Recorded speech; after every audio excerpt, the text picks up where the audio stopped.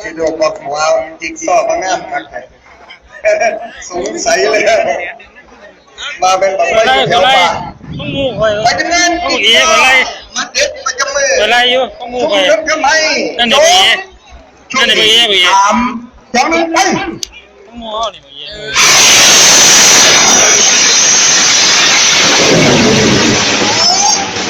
ยังไม่ปิดงานจ้าไปลูกไปจิ๊กซอว์จิ๊กซอว์แน่นอนแน่นอนไอ้คนกันดีใจต้องสู้เว้ยเห็นสู้เต้นมายักเป็น3 ปีเนาะ